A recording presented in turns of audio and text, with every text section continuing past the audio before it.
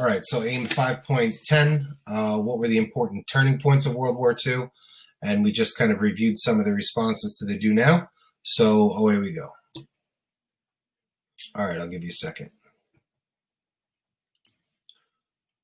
So last time we really talked about Japan was during imperialism, and we talked about how Japan remained isolated for a very, very long time. And then the Treaty of Kanagawa opens Japan to trade with the rest of the world. And then you get what's called the Meiji Restoration. And during the Meiji Restoration, Japan realized that it needed to modernize and industrialize and try to catch up with the rest of the world. So Japan's involvement in World War II is really closely related to that reality. Japan's involvement in World War II is all about acquiring resources for industry.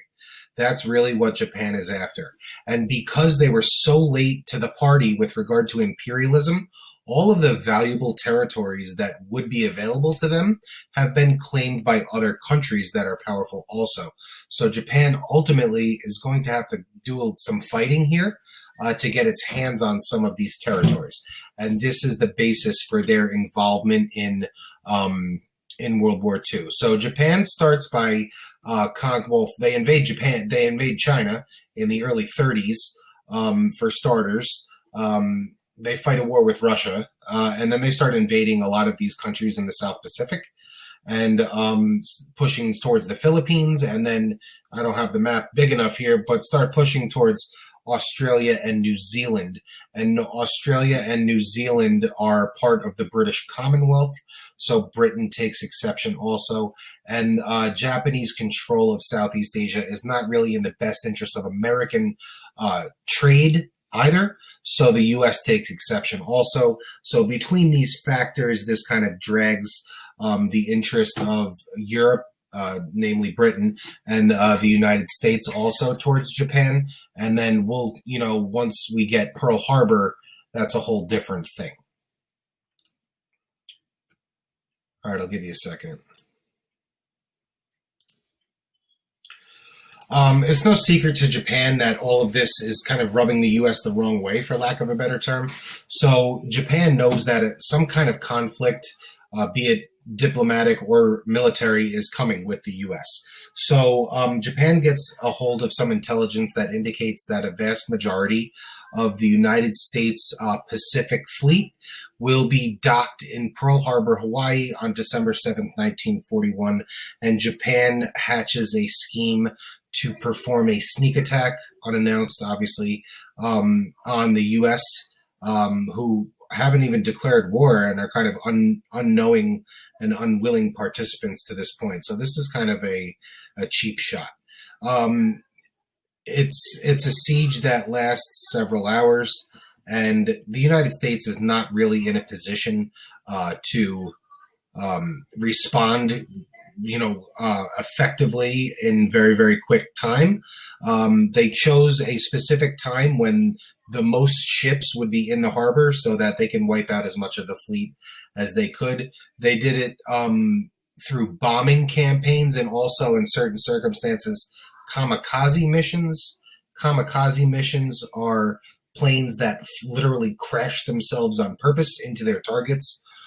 So that's a thing that happened also.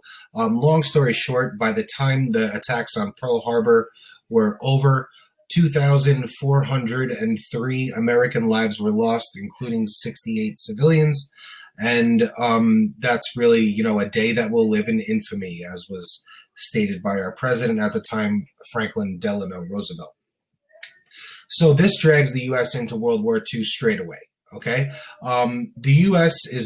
they're crippled, and Japan's objective is to cripple the U.S. fleet, and this will allow Japan to sweep through the Pacific and conquer all the territory that they want without having to worry about the U.S. trying to stop them because they have no naval fleet. Well, Japan underestimated the U.S. We rebuilt our Navy way quicker than they thought we would be able to, and we kind of, recollected ourselves and kind of went after them. And the real big turning point here is the Battle of Midway, June 4th, 1942. The United States, kind of clapped back, if you will, and the Japan would be on the run kind of from there on in. So it took, if you look at the timing, it really only took 6 months. Okay, so 6 or 7 months, however you want to count it, but within 7 months, we were kind of back up and running to the point where we were strong enough to drive the Japanese back, and it was kind of the beginning of the end for Japan. We will come back in a couple of lessons later and talk about how Japan gets finished off. Spoiler alert, atomic bombs. And that's something that we'll come back and talk about. But for now, we'll leave it here and we'll return to the Pacific Theater later in the unit. All right, I'll give you a second here. So as far as the European theater is concerned, this is really where the story is going to revolve around Nazi Germany.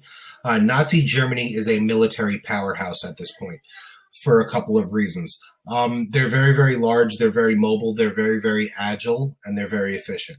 So they had designed a style of warfare specifically suited for the geography that they were fighting on. Okay?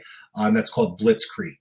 And the idea behind Blitzkrieg is that German infantry can move behind mechanized units like tanks and trucks that are supported by air, and it moves really, really fast. And the idea that this is effective in this particular area, it's because this is mostly northern European plains. It's flat, open land that is suitable for things like tanks and trucks and things like that. There's not a lot of forest cover, so air support is easy to kind of coordinate, right? So they designed a style of warfare specifically tailored to the geography that they were fighting these battles on, and it was very, very effective. So by 1940, Germany's taken control of the vast majority of France and the vast majority of the rest of Europe also, and they start their bombing assault on Britain, which is kind of the last bastion of hope for the European continent. So the British Air Force is called the Royal Air Force, and German forces damaged a very large portion of that through the bombing campaign. And Hitler then had to make a decision, and he decided he was going to start bombing civilian cities, namely London and a lot of other cities also. And this was Hitler's critical mistake, because while Hitler thought that by bombing civilian cities, he could essentially break the will of the British people and they would just kneel before him in terror. And Hitler underestimated his opponent. Those civilian cities weathered the storm of the Battle of Britain and the German Air Force bombing campaigns, which crippled civilian cities. But while he was doing that, Britain was rebuilding their air force and rebuilding their military infrastructure and military industrial complex. So Hitler would have been much better off bombing military installations and factories and things like that, but instead he was bombing civilian cities, and that allowed Britain to rebuild the war machine while he was doing that. This is going to come back and bite him, because the Royal Air Force is going to bounce back really quick, and they're going to engage the British pretty successfully and kind of stave off German invasion of the British mainland. So this is kind of their plan here. Okay, last slide. I'll give you a second. So June 6, 1941, American forces land on the beaches of Normandy. This is known as D-Day, and this is kind of the beginning of the end for the Germans. Obviously, there will be another 4 years of fighting or so, and this is a big part of it. So the U.S. lands in Normandy and storms the beaches of Normandy in one of the most courageous and kind of intense military operations in American history by far. From a military strategy perspective, this is a complete and total nightmare for the Americans.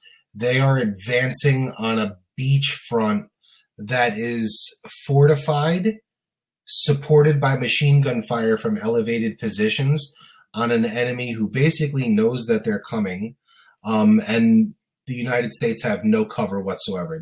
They're kind of incurring through water, right? So from a military strategy perspective, this is a complete nightmare. And the United States essentially just had to shoot their way through this situation. And we say United States, but there's a ton of British and a ton of Canadian troops there also for the battle in D-Day, and it's really a pretty intense scene. There are movies out there that show you what D-Day looks like. The best example of those are Saving Private Ryan, and there's some others also, but the opening scene of Saving Private Ryan is something that depicts this event with incredible accuracy.